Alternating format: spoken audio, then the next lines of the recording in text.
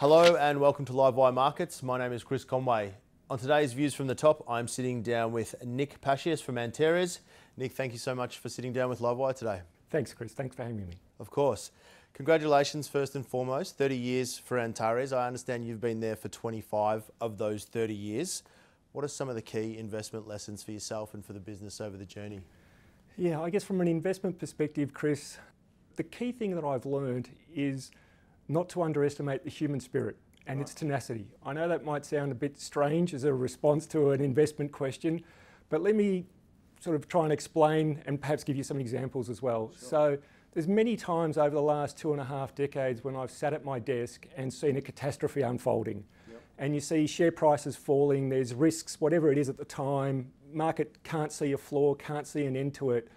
But invariably someone, somewhere, a group of people find a solution to that problem and deploy capital, human resources, financial capital, and we somehow navigate our way out of it and create a lot of shareholder value in a short period of time. So to me, COVID was one of those times, where in the early parts of 2020, we weren't sure what this was. Yes, you can have your view as to where it started and who dealt with it, but there was a point in time we didn't know where it would end, and share prices were reflecting that uncertainty. But again, people came together. It was an amazing thing to watch, to see human capital being deployed at scale, at speed to solve that problem, and we came out the other side in a much better place. Going back a bit further, the GFC was another one. That was perhaps a bit more of an own goal where we created it, but we also solved it. Who would have thought that, TARP, I think it was at the time. 700 billion, yep. Yeah, yep. Quantitative easing, negative interest rates, all of those things that we really hadn't seen, and yet here we are, and now we're familiar with them, and we're, again, obviously well past that. So yeah, don't underestimate the tenacity of human beings to solve a problem when we're right on the edge of the abyss. Right, I love that response. It's a great start. Nick, it's rare for a fund management business to endure for 30 years. What do you attribute it to? Yeah, it's certainly a long time. I would say it's the team. It's the people. A lot of fund managers talk about people, performance and process. But I'll give you another one, and that's passion. Yeah. It's a critical one, I think. And if you've been doing this for a length of time, and certainly for as long as I have, you're going to end up in a dark place at some point in time. Something's going to go wrong. Yep.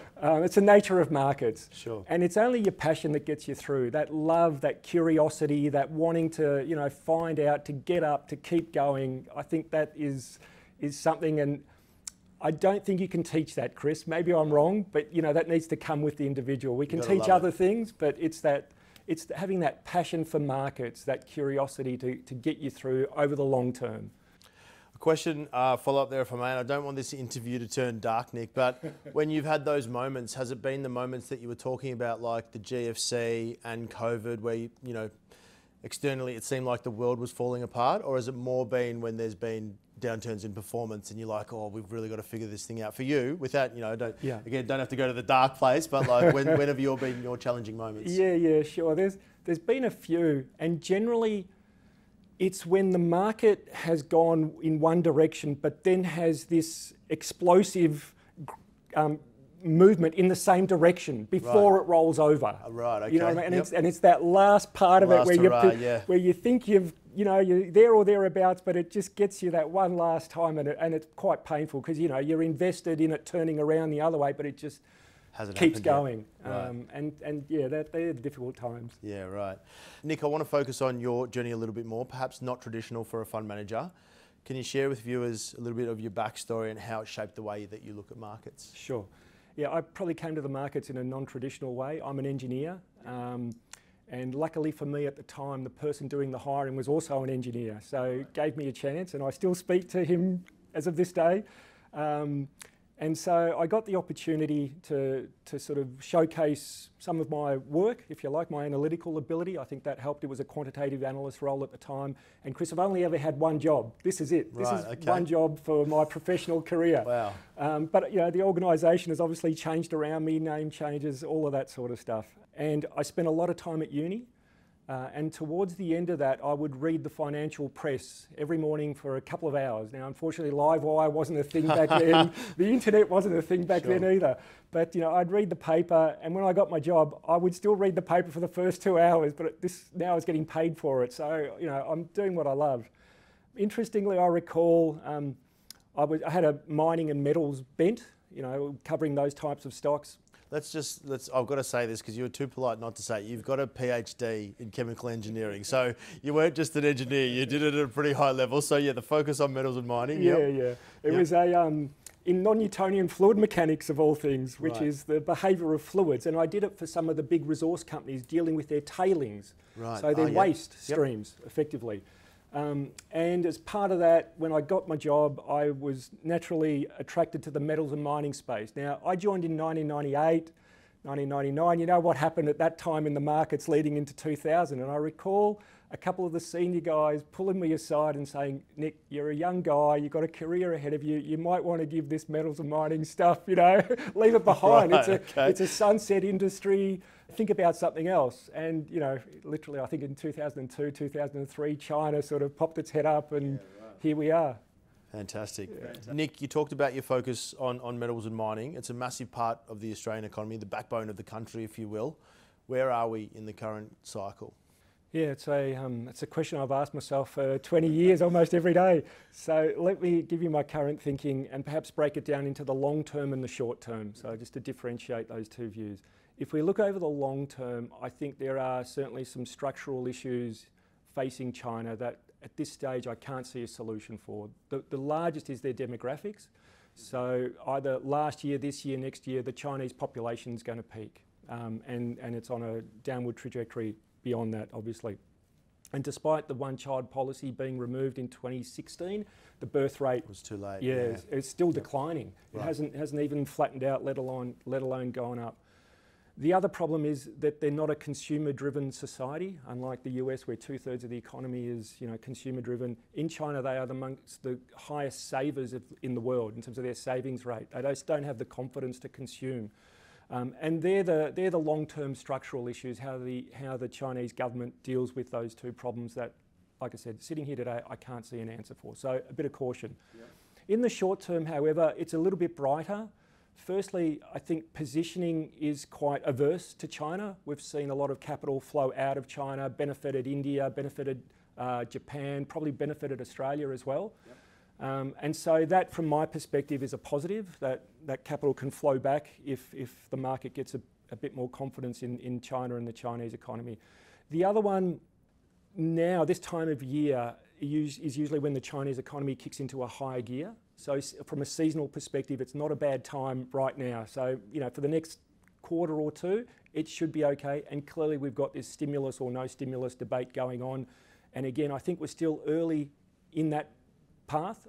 But what we can say with some degree of confidence is that it's coordinated, it's big, and it's come from the top, which is unlike some of the piecemeal things that we've seen over the last year or two, that this feels a bit more material, and I think we've reached the pain point of the Chinese government. They've put that line in the sand, which is interesting. Let's zoom back out a little bit, Nick, and talk about what's going on right now. How are you seeing the Australian corporate landscape, and what are the biggest risks and opportunities as you see them right now? We still see that things are still moving reasonably well. We don't see any sort of obvious risks in terms of credit risk or those types of things. We actually think the US economy is still performing well. You've seen the jobs growth number in the last couple of weeks that was quite strong. I don't think the inflation genie is quite in the bottle yet, so there's a bit of risk with that, I think. But clearly there's a couple of big risks coming up in terms of the geopolitical landscape. So one is obviously the US election and how that plays out. At this stage, you've got to say it's a bit of a coin toss as to who wins. So hard to have a firm view. But what we do know, Chris, is that if history is a guide, the US market usually rallies after a US election into the inauguration. So it's kind of volatile going in, which is where we are now, but post the election, things usually get better. So that might, who knows if it plays out that way. We've got a few differentiated candidates this time around. And the other one is clearly the Middle East issue, which again, pretty hard to have a view as to how that's going to play out. But what we can say is that if it did play out in a negative way, it would be perhaps a small probability, but a very negative outcome. So you want to think about, things in your portfolio, things such as gold, which are normally, not correlated to the economy, or some of the defensives perhaps that have been left behind, things like that. Nick, let's zoom back in terms of what you like to focus on when it comes to equities and companies in particular. What are the non-negotiables that a company needs to have if it's going to make it into your portfolio? Yeah, it might surprise you, Chris, but we don't have any non-negotiables. Right, okay. And that's a risk that we have to deal with. So we're not, we're style agnostic. We're not value, we're not growth, we're not anything. There's not a filter at the front end of our process that stops certain stocks coming in, or a tick box that we've got to go through. Each company is assessed on its own merits, but what we're looking for is the return profile to match the risk profile.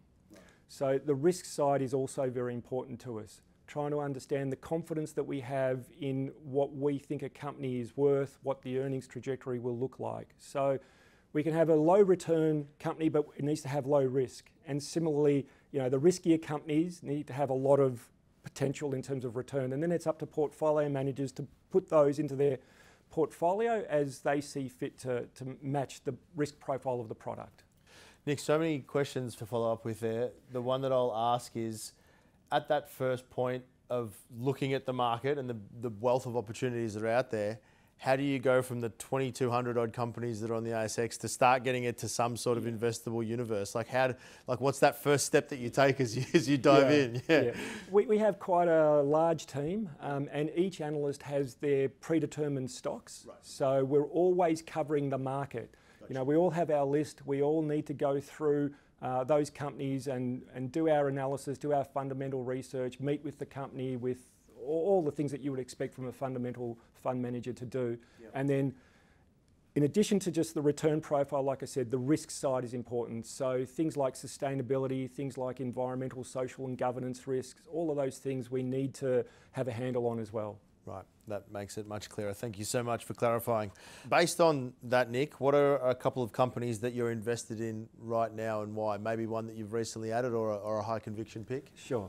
One that we've recently added is HMC Capital. Yep. So it's kind of at the smaller end of the spectrum, and it wouldn't surprise you that it's about people and about the team that's attracted us to it, in this case led by David DePilla, yep, who has a wealth of experience and capability and is pulling together a team that is very motivated, very aligned, and really in the early stages of building out this alternative asset management business. So very small share in very big markets. We think there's growth ahead based on the people. The other one is a bit more controversial, but maybe brings to light this risk return example that I gave. And this company has a lot of risk and it emanates from its balance sheet, but the company is Mineral Resources. So they're an iron ore and lithium producer and also have another business of mining services, which we think is a lot more stable than the other two. But they also have a lot of debt. But we also think they have a lot of optionality to deal with that debt, whether it's through the cash flows of the business, whether it's the sale of assets, and they've already done a part of that by selling part of their infrastructure, their road, to reduce debt. And we think that there's more of those opportunities available should they choose to exercise them. Not without risk, but we think that the return is also there. And that's, some of that has played out in the last couple of weeks where you've seen that, the return of that company go, vertical. Nick, a couple of follow-up questions about HMC, if I may. So they just bought Payton Capital down here in Melbourne as well, as I'm sure you're aware. Yeah. And David has some fairly aggressive growth plans, which he's been in the AFR talking about. Are you backing David? Are you backing the growth? Are you backing that space? All of them? It's a great example because I think in that example you can see the market that they're dealing into is obviously very large, and the people that they've bought to solve for that problem, that they are high caliber people with a lot of experience, highly credentialed. And so, it's about that teamwork, having that team that comes together to hopefully drive the business. Nick, a piece of advice that you think is important for investors right now in this crazy world we're living in at the moment? Right now, I'd say the music's still playing, so you can keep dancing, but I dance closer to the door, closer to the exit. Right. Yeah. How close? 1 step, Yeah, 2 steps? well, Can I get a drink on the way past? I guess you got to, those geopolitical risks that I mentioned earlier are very hard to determine. It's hard to have any clear insight into those. So a bit of caution, and I mentioned gold and some of the defensives as a way of dealing to that, perhaps is a way. But yeah, like I said, we think that the global economy is still performing well. And if anything, Chris, the biggest economies are actually putting their foot to the floor a little bit. We've started to see interest rates cut in the US. That's normally positive for risk assets over the longer term. There's more of those to go. Now, maybe they don't go in the linear fashion the market's expecting, so there might be a bit of volatility. The Chinese economy is being stimulated. To what extent we can debate, but again, I think that that's a bit of a turning point. Time will tell. So yeah, I think the music's still going, but just be cautious. Very good. Nick, the segment that we're participating in today is called Views from the Top. 25 years at Antares, as we mentioned at the top. What's the one big thing that you've learnt, that you've carried with you over that journey that you wouldn't have learned if not for the time that you've spent in the market? Yeah. I think the biggest lesson that I've learned, and maybe I'm slow to it, is timing. It was something that I didn't appreciate enough in my younger years, and maybe I still don't appreciate enough, but a lot of it is around timing and choosing when to move or when not to move. Because you can have companies that you think are undervalued or overvalued, but it goes for a little bit longer. Like I said earlier, it goes for longer than what you think. So getting that timing right is something that I've tried, and it's very hard to do. I find it very hard to do, but it's something that I've paid a lot more attention to. I think the investors at home will be very happy to hear you say that, because they would be struggling with that as well. I think everyone does. Nick, thank you so much for sitting down with Livewire today. That was fantastic to chat to you. Pleasure. Thank you. Thanks for having me. If you enjoyed that Views from the Top as much as I did, make sure to give it a like, and don't forget to follow our YouTube channel, because we're adding lots of great content every single week.